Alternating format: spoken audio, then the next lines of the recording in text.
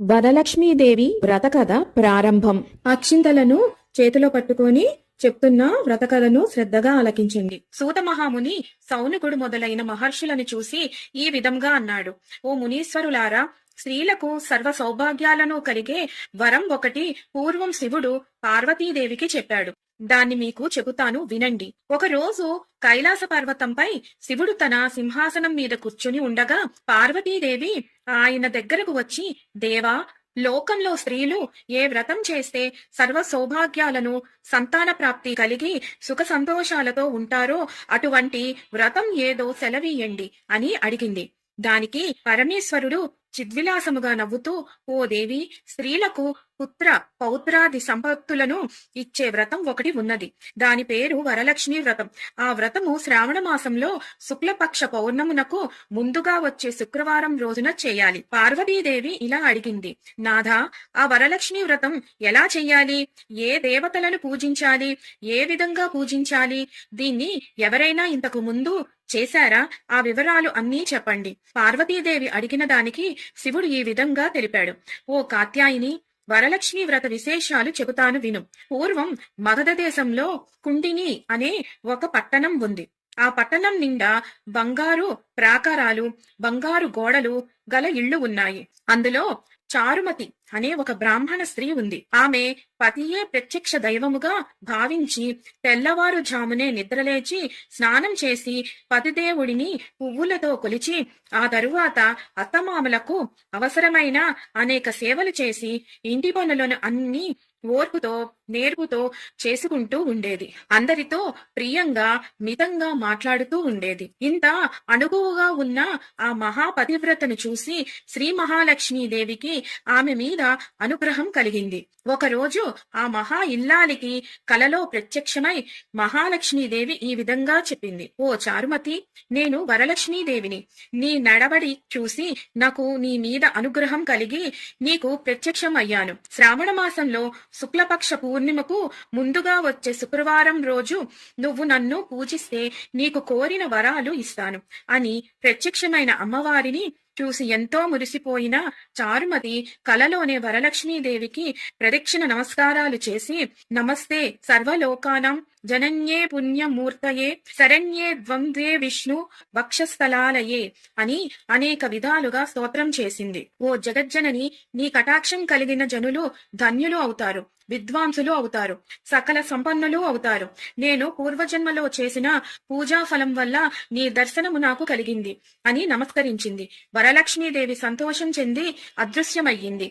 ఆ వెంటనే మెలకువ వచ్చి నాలుగు వైపులా చూస్తే చారుమతికి వరలక్ష్మీదేవి కనబడలేదు. ఇప్పుడు ఆమెకు అర్థమయ్యింది తాను కల కన్నాను అని. వెంటనే భర్తని అత్తమామలని నిద్రలేపి చెప్పగానే వాళ్ళు కూడా చాలా సంతోషించారు. ఈ స్వప్నం చాలా ఉత్తమమైనది. దేవి ఆనతి ప్రకారం నువ్వు తప్పకుండా ఈ వ్రతం చెయ్యి అన్నారు. చారుమతి ఇరుగు పొరుగున ఉన్న స్త్రీలకు కూడా చెప్పింది.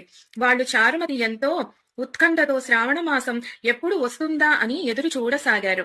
వారు అలా ఎదురు చూసిన పౌర్ణమి ముందు శుక్రవారం రోజు వచ్చింది. ఆ రోజే కదా వరలక్ష్మీదేవి చెప్పిన రోజు అని ఎంతో ఉత్సాహంతో చారుమతి మొదలైన స్త్రీలు అందరూ పూజకు ఉపక్రమించారు. సూర్యోదయానికి పూర్వమే నిద్రలేచి కాలకృత్యాలు తీర్చుకుని తలస్నానం చేసి పట్టుబట్టలు కట్టుకున్నారు. చారుమతి ఇంట్లో అందరూ చేరి అక్కడ ఒక ప్రదేశంలో గోమయంతో అలికి ముగ్గులు వేసి మంటపం ఏర్పాటు చేశారు. దాని మీద ఒక ఆసనం వేసి దానిపై కొత్త బియ్యం పోసి మర్రి చిగుళ్ళు మామిడాకులతో కలిశాన్ని అలంకరించారు. అందులో వరలక్ష్మీదేవిని ఆవాహన చేశారు. స్త్రీలతో పాటు చారుమతి కూడా భక్తి శ్రద్ధలతో వరలక్ష్మీదేవిని పూజించింది. పద్మాసనే పద్మకరే సర్వలోకేక పూజితే నారాయణ ప్రియే దేవి సుప్రీతా భవ సర్వదా అనే శ్లోకంతో ధ్యాన వాహనాది షోడశోపచార పూజ చేశారు. 9 సూత్రాలు ఉన్న తోరణాన్ని కుడి చేతికి కట్టుకున్నారు. వరలక్ష్మీదేవికి అనేక రకాలైన పిండి వంటలు చేసి నైవేద్యం సమర్పించారు. తరువాత ప్రదక్షిణం చేస్తుండగా ఆ స్త్రీలందరికీ గల్లు గల్లుమంటూ శబ్దం వినిపించింది.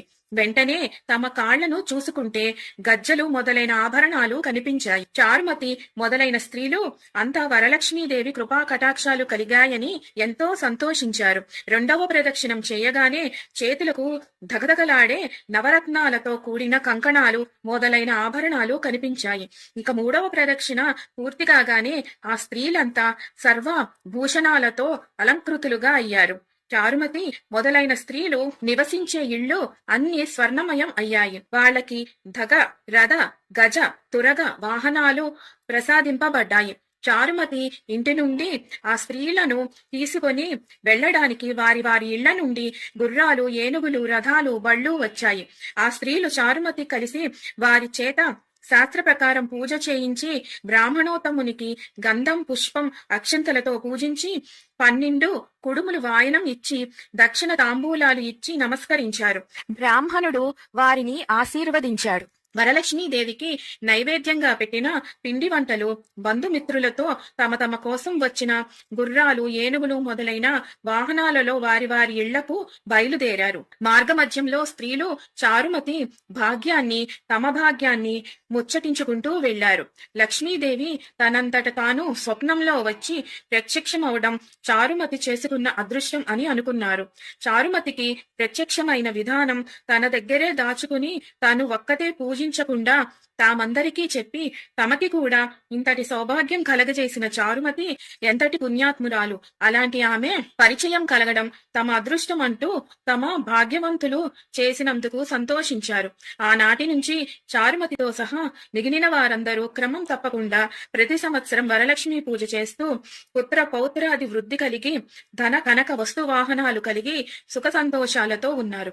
కాబట్టి ఓ పార్వతి, ఈ ఉత్తమమైన వ్రతాన్ని చేస్తే, అలా ఎదుటి వారికి చెప్పి చేయిస్తే సర్వ సౌభాగ్యాలు కలిగి సుఖంగా ఉంటారు. ఈ కథను విన్నవారికి, చదివిన వారికి కూడా వరలక్ష్మీదేవి ప్రసాదం వలన సకల కార్యాలు సిద్ధిస్తాయి అని తెలిపాడు పరమశివుడు. సూత మహాముని, సౌనకుడు మొదలైన వారితో, మునులారా విన్నారుగా, చారుమతి ఎదుటి మనిషికి మంచి కలగాలని కోరుకుంటే అమ్మవారు ఇంకా ప్రసన్నురాలు అయ్యి మీరు కోరుకోకుండానే మీకు మంచి చేస్తుంది అని చెప్పాడు.